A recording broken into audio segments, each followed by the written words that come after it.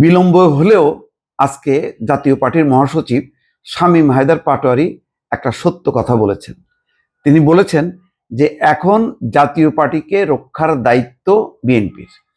আসলে বিএনপির অনেক বড় দায়িত্ব। আমি তো বলি যে আওয়ামী লীগ বিদায় হবার পর এখন অনেক কিছু দায়িত্ব বিএনপির কাঁধে পড়তেছে। বিএনপি ক্ষমতায় নেই, কিন্তু তাকে ক্ষমতাসীনদের মতোই দায়িত্বশীল আচরণ করতে হচ্ছে।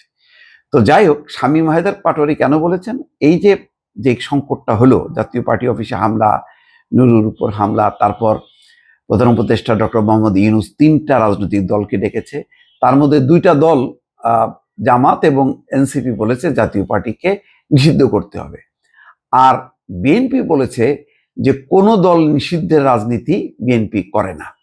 এটা হচ্ছে মানুষের ভোটের অধিকার, মানুষ ভোট দিয়ে কোনো দলকে প্রত্যাখ্যান করবে, কিন্তু আইন করে শক্তি দিয়ে কাউকে দমন করা এই রাজনীতি বিএনপি করে না। ফলে এটা অত্যন্ত দায়িত্বপূর্ণ একটা কথা, যেটা জাতীয় পার্টি এখন অনুভব করছে।